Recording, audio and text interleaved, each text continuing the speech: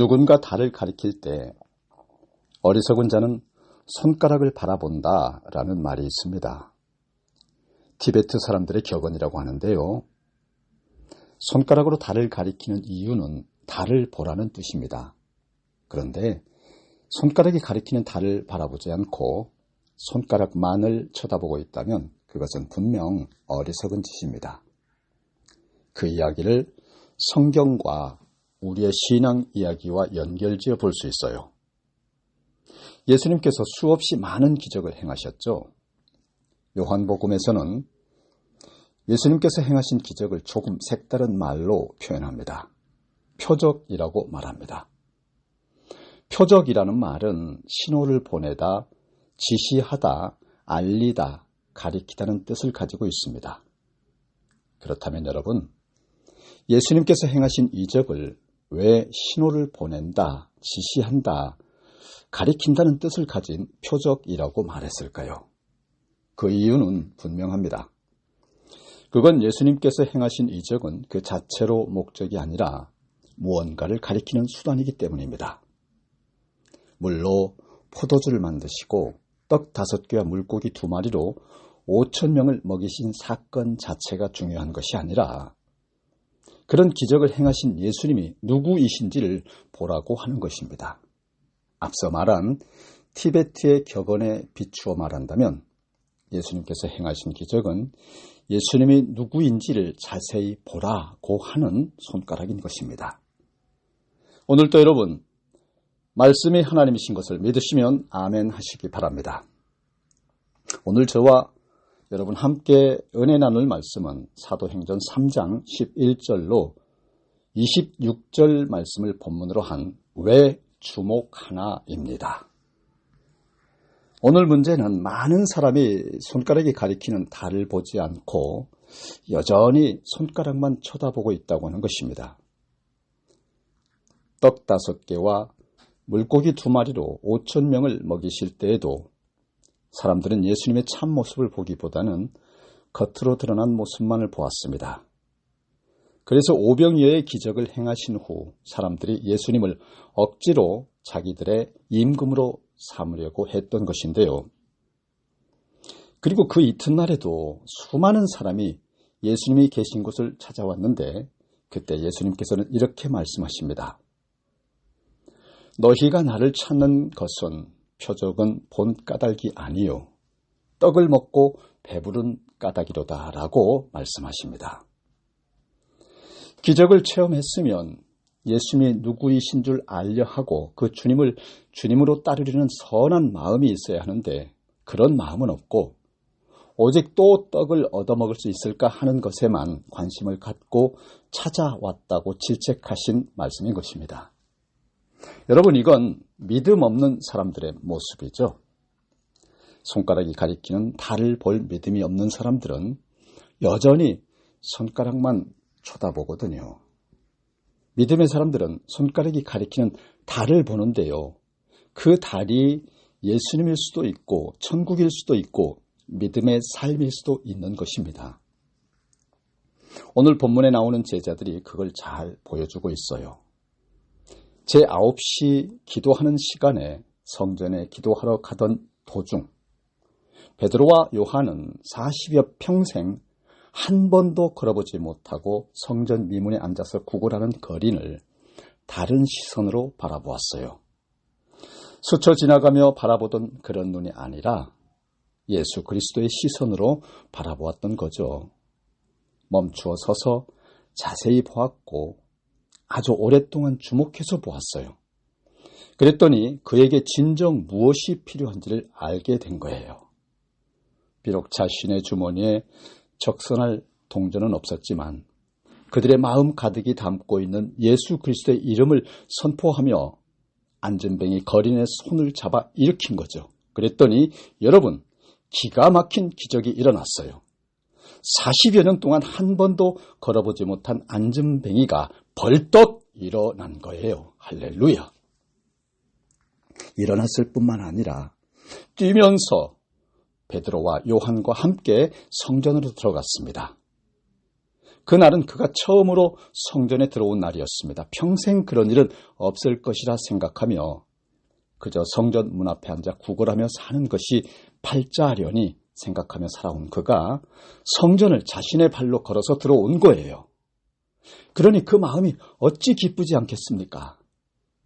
그는 성전에 들어와서는 놀랍다는 듯이 걷기도 하고 뛰기도 하면서 자신에게 그런 은총을 베풀으신 하나님을 찬양했어요. 뜨겁게 감사와 영광을 돌렸어요. 진심이 아닐 리가 없죠. 안전뱅이가 일어났으니까요. 뿐만 아니라 걷고 뛸 수가 있었으니까요. 사실 그 안전뱅이 거리는 예루살렘에서 유명인이었습니다. 많은 사람에게 어떤 큰 영향력을 끼친 유명인이 아니라 그를 모르는 사람이 없다는 뜻에서 그는 분명 유명인이었어요. 비록 아무도 그의 이름은 알지 못했지만 그를 모르는 사람은 전혀 없었으니까요. 그는 40여 년을 한결같이 성전 미문에 앉아 구걸하고 있었습니다. 성전에 기도하러 가든 아니면 제사를 드리러 가든 성전을 출입할 때면 누구나 미문에 앉아 구걸하는 그를 다 지나쳐 갈 수밖에 없었거든요. 적선을 하든 그냥 지나치든 그를 의식하진 않았지만 성전 미문에 안전뱅이 거린이 있다는 걸 예루살렘 사람들이라면 모르는 사람이 거의 없었거든요. 그렇게 그는 유명인이었으나 언제나 예루살렘 사람들에게는 연극으로 말한다면 하나의 배경에 지나지 않았던 것이죠. 아무도 신경 쓰지 않는 배경. 그러나 그것이 없으면 무언가 이상하고 허전한 배경과도 같은 그런 존재였다는 거죠. 그런데 이젠 달라졌어요. 사람들이 온통 그에게 관심을 갖기 시작한 거예요. 이전까지는 무명인이었으나 이제는 진짜 유명인사가 된 거예요. 그런데 여러분, 성경은 그에게 관심을 가지지 않아요. 그렇게 성전 안에 있는 사람들이 온통 안전뱅이가 걷게 되었다고 놀라서 그를 쳐다보고 있는데도 성경은 그에 대해 전혀 주목하지 않아요. 그냥 외면합니다. 오늘 본문 11절입니다. 나은 사람이 베드로와 요한을 붙잡으니 라고 기록됐죠. 분명 사람들의 시선이 온통 고침받은 사람에게 쏠려 있는데 성경은 아주 단순하게 나은 사람이라고 표현하고 있어요. 이 말은 그 사람에게 너무 집중하지 마라고 하는 암시인 듯 보여요. 그 다음 말씀에서도 그것을 알 수 있는데요. 그 나은 사람이 베드로와 요한을 붙잡았다고 했죠. 여기서 붙잡았다고 하는 말은 어깨동무를 했다는 뜻이에요. 안전뱅이 거린이 고침을 받고 난 후 자신에게 사람들의 시선이 쏠리자 그는 나를 바라보지 말라는 듯 베드로와 요한에게 다가가 그들의 어깨를 양손으로 꽉 붙들었다고 하는 거예요. 그 순간 거기에 있던 사람들의 시선은 베드로와 요한에게 쏠렸어요. 안전뱅이 거린이 베드로와 요한에게 어깨동무를 하면서 어떤 말을 했는지 성경은 기록하고 있지 않지만 거기에 모인 사람들이 베드로와 요한에게 시선이 쏠린 것을 보면 내가 고침받은 것은 이분들 때문입니다. 이분들이 나를 이렇게 고쳐주셨어요 라고 말했을 것이라는 거죠. 그 순간 사람들의 시선은 당연히 베드로와 요한에게 쏠릴 수밖에 없잖아요. 이제 관심의 대상은 베드로와 요한이 된 거예요.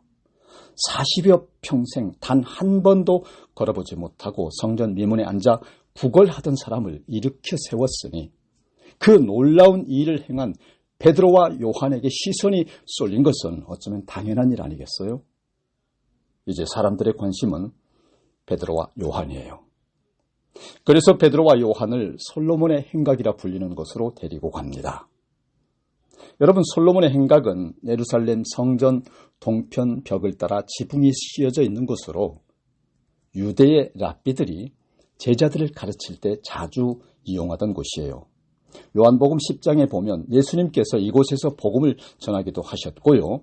나중에는 제자들도 그곳에서 복음을 전했던 곳이에요.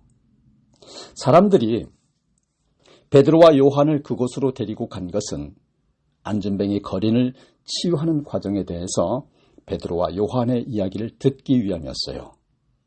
그때 사람들은 베드로와 요한에게 시선이 집중되어 있었는데요. 어쩌면 베드로와 요한은 적지 않게 당황했을지도 모릅니다. 갑자기 자기들에게 시선이 집중되고 많은 사람들이 그들을 둘러싸고선 어찌 된 일인지 설명하라 라고 요구하고 있는 분위기거든요. 베드로는 자기를 둘러싸고 자신을 바라보고 있는 사람들을 향해 이렇게 말합니다. 이스라엘 사람들아, 이 일을 왜 놀랍게 여기느냐? 우리 개인의 권능과 경건으로 이 사람을 걷게 한 것처럼 왜 우리를 주목하느냐? 여러분, 이 말은 우리를 주목하지 말라고 하는 말입니다. 왜죠? 자기들이 한 일이 아니기 때문이에요. 자기들의 권능, 능력으로 한 것이 아닙니다. 베드로와 요한은 갈릴리 사람에 불과합니다. 배운 것도 없고 내세울 만한 것도 없는 연약한 존재일 뿐이에요. 자기들에게는 안전뱅이를 고칠 아무런 능력도 없어요. 그렇다고 자신들의 신앙적인 경건이 그런 기적을 만들어낸 것도 아니고요. 당시 유대인들은 금식을 많이 하고 구제를 많이 하는 것이 의를 이루는 경건의 삶이라고 생각했거든요. 그래서 그들은 참 많이 구제했고 일주일에 2번씩 금식했어요. 그러나 베드로는 그런 경건을 아무리 많이 훈련한다 하더라도 이런 기적을 만들어낼 수는 있는 것이 아니다라고 단언하거든요. 그럼 무엇이 안전뱅이 거린을 일으켜 세운 것일까요? 바로 예수 그리스도를 믿는 믿음인 것을 믿으시길 바랍니다. 본문 16절 말씀입니다.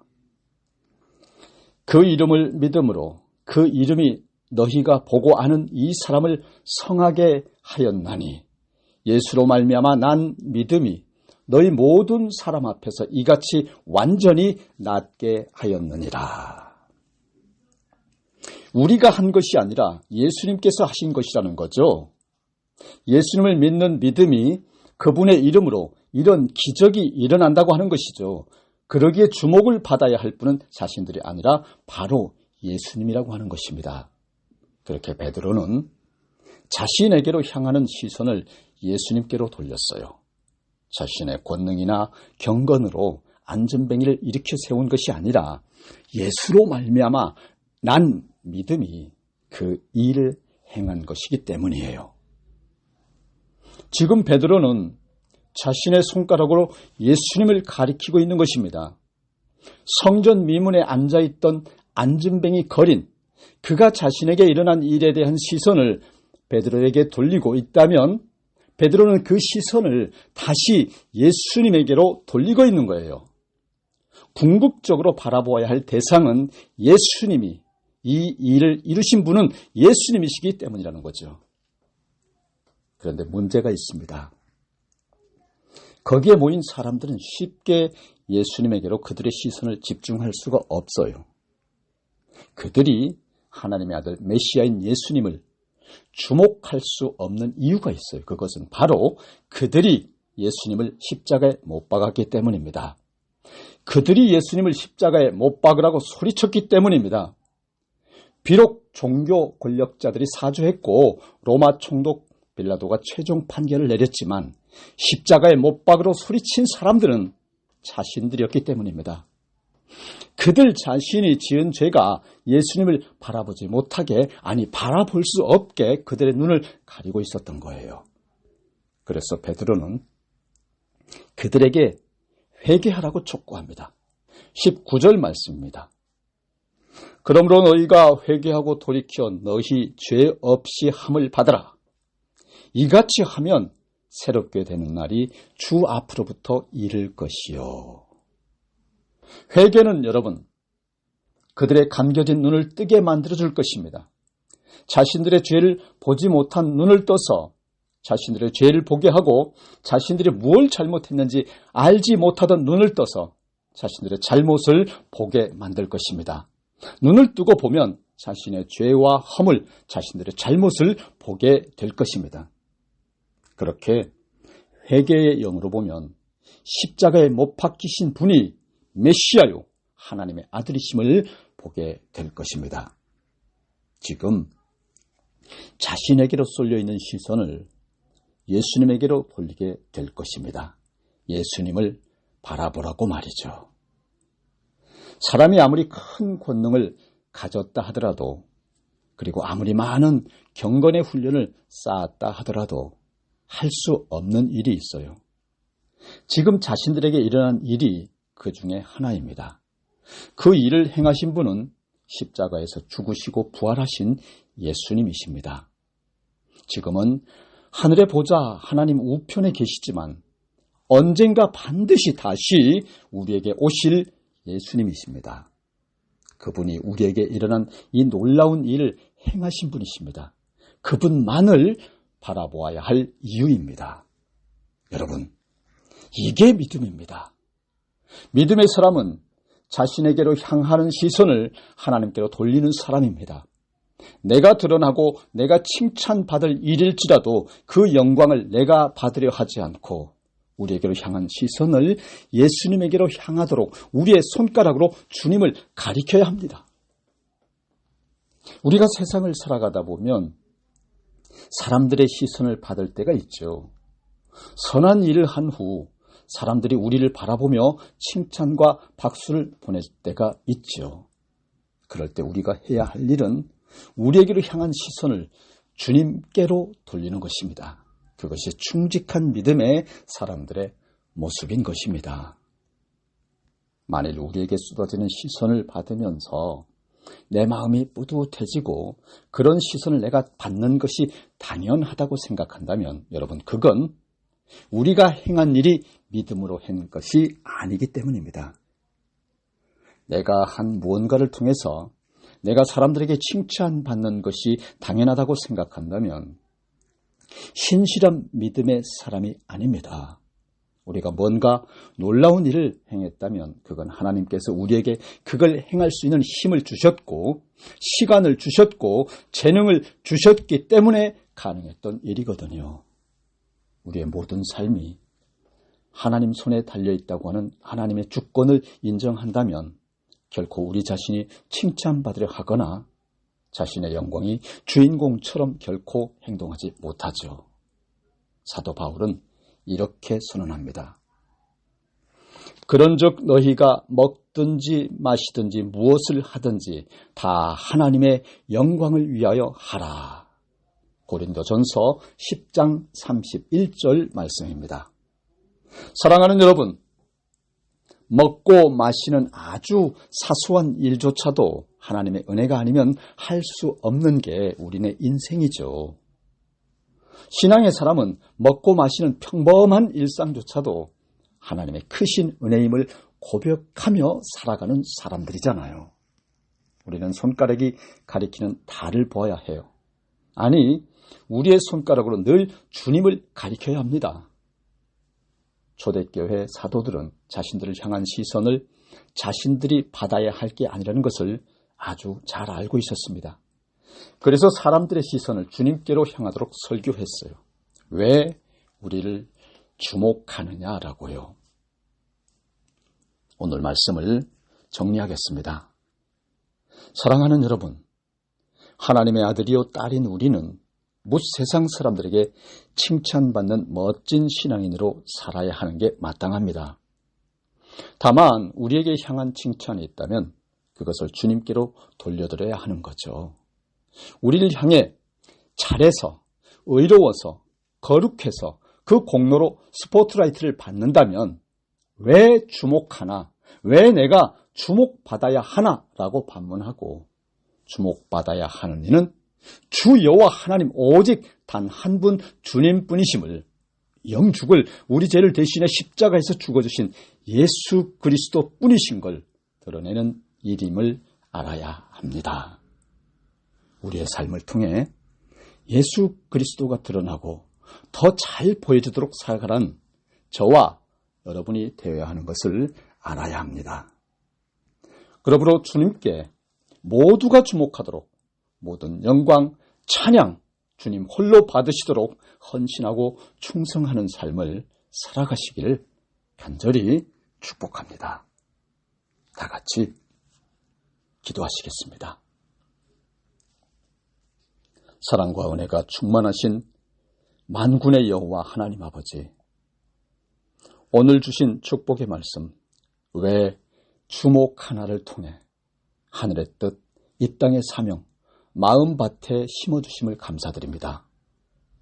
거룩하신 하나님, 우리가 세상 살며 일하며 성과를 이루며 사역의 열매를 이룰 때, 세상의 칭찬과 무사람의 환호를 대할 때에 왜 주목 하나 반문하고 그 주목과 영광과 환호를 우리 주님께 돌리도록 더욱 겸손하고 헌신하고 충성하도록 견고히 축복하여 세워주시기를, 말세지 말에 어렵고 힘든 경제 불황에 불안이 그치지 않는 가정사와 직장과 단체와 교회와 국가와 민족 온 인류에 이제로부터 영원까지 지켜주시고 복주시기를, 우리를 영죽을 죄에서 구원하신 구주 메시아 예수 그리스도 이름으로 기도드립니다.